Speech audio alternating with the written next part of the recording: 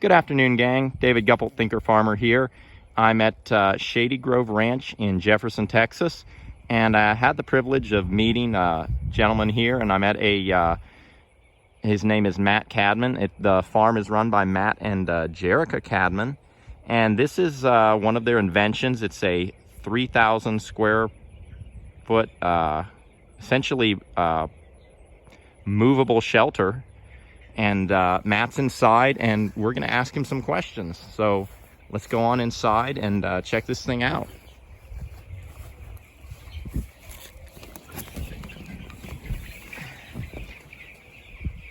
Hey, Matt, how's it going? Good, how are you, sir?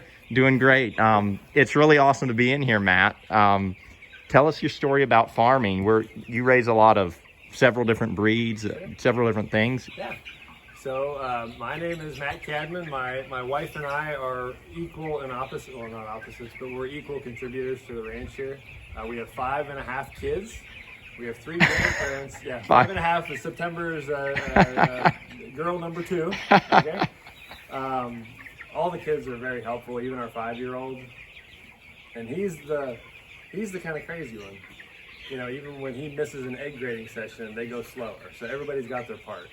We have 3 grandparents living on farm here, and that's about it. We occasionally have an employee or 2, but we raise grass-fed beef, pasture-raised, really wood-raised pork, pasture-raised chickens, turkeys, eggs. We do a little bit of bees and honey, and like I always say, grass-fed children as well. So, question number 1 is, how do we get into this? Yeah, what's your story, Matt? Oh man, what's the story? This would take about 5 hours. Yeah, sum it up. Yeah, I'll try to summarize it. So my wife and I were engineers, going to engineering school. I worked for industry at General Dynamics, and I developed ulcerative colitis, which is an autoimmune disease that attacks your large intestine and colon. And it nearly killed me on a number of occasions. Everybody said that there's nothing you can do to change this. You couldn't have prevented it. You can't get better from it. Oh, wow. I mean, that's what all the doctors were saying back then. Now their tunes changed a little bit. They're saying there's such a thing as epigenetics, which means that your genetics act differently according to what your body interacts with. And what does it interact the most with? Your food and your air, right? That's right. Really important. Your environment and what you eat. Your environment, yeah. Everything that comes in contact with you. But I mean, like, what's more intimate than the food you put in your body, right? Yep. So we started researching. We found the Weston Price Foundation, which not everything in the foundation teaches we agree with, but the book that Weston Price published, 50, 60 years ago, 70 years ago, he went around the world looking for healthy people groups. Okay. Turns out that animals raised outdoors on fast-growing green grass had more vitamin A, D, and K2 in their bodies. Yep. Okay, so that's what we learned 20 years ago. So we started buying pasture-raised meats, grass-fed beef. And then we're driving to Dallas for pork. We're driving to Henderson for eggs. We're driving to Hallsville for beef. So how do we help people like me, like Matt? I thought about going back to school after my engineering degree to go get an MD, PhD in gastroenterology. So I go back to school for that. Turns out they don't really care about a cure. It's all about the drugs. Okay. So there's more money there. I was on $800 of medication per month for years, and that was just the regular stuff. I'd go to the hospital once a year. Oh my word! $30,000 and $70,000. Did you have to float a loan to pay for all that? No, it was another, like, this whole story is just God over and over again. Wow. Like, I hit my $70,000 hospital visit was right when I had resigned from for travel and was being hired at General Dynamics, but I couldn't get in to sign the papers. So I was unemployed, and I got a lot of that debt forgiven from the hospital. Oh, well, that's a blessing. Yeah, I know the feeling of debt's forgiven. I don't like to get things without paying for it. That's the way it works. And I was like, I'm not asking any questions, right? Oh. So anyway, 40 bowel movements a day, bloody diarrhea. Oh my. For months. Couldn't sleep for more than an hour at a time. Intense pain. I dropped down to 120 pounds at 6'5". Ouch. I mean, I'm fat right now. Right? Well, I don't really want to imagine you at 120 pounds, Matt. Yeah. So anyway, long story short, we started eating healthy, saw some gradual improvement. realized the medical profession was not the way to fix this. So we started praying, well, Lord, how do we help people like Matt? And we realized, well, we need to become farmers and do it all, you know? So we didn't have enough money to buy a farm. So we started praying for a farm. And it sounded like the most ridiculous prayer request. We're like asking our friends, would you please pray for a farm for us? My mom and dad called me sometime after that and said, hey, you're doing all this work for somebody else. We started helping another farm. You're doing all this innovation and work. How much would it cost to just buy a farm? So they retired, put their whole retirement into 100 acres. And now that I'm looking back, I'm like, I am so thankful for this work, because one in, 20 farms last 10 years, you know, the startup from nothing, especially having no real background in farming. Actually made it, yeah. So anyway, I've been, so much stuff. But anyway, summarize it. I've been basically symptom-free since 2012, so that's 11 years.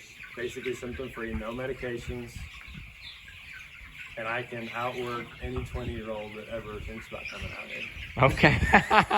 All right. So I think that kind of answers number one. Yeah, that's your story. So what do you love about farming?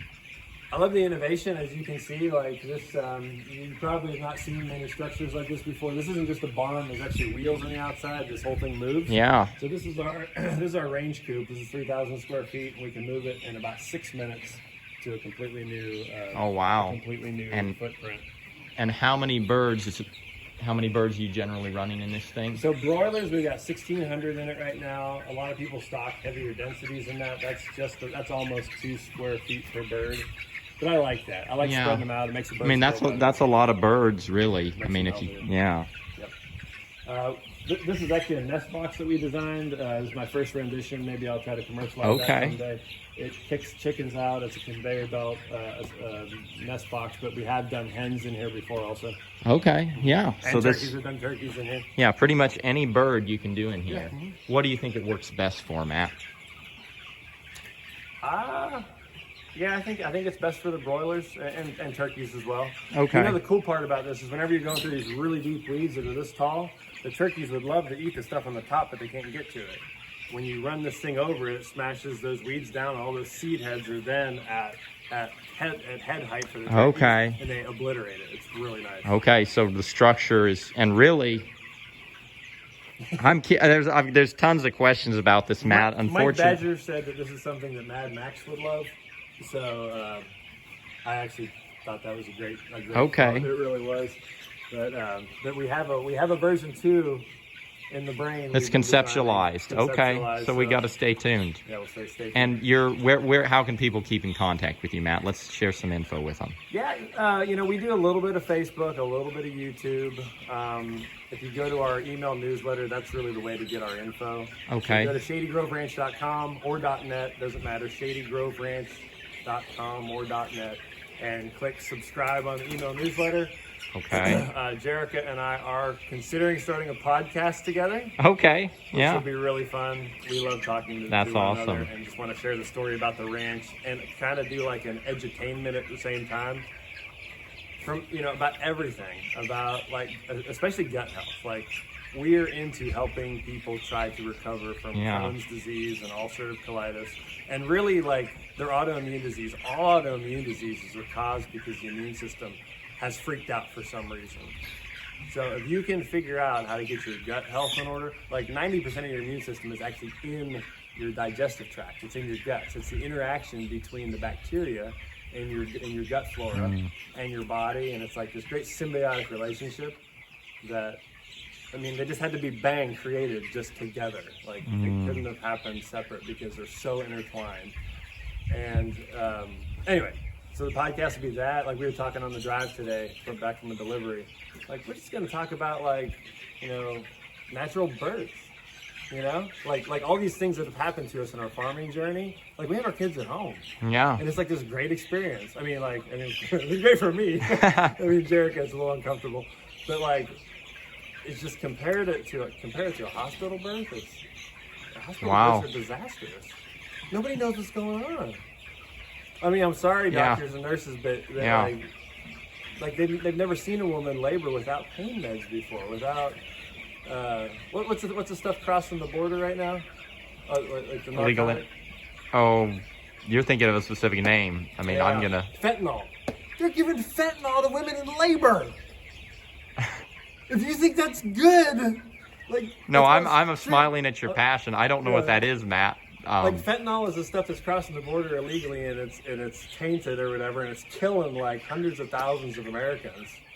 Yeah, like, and we have a friend that was just in the hospital.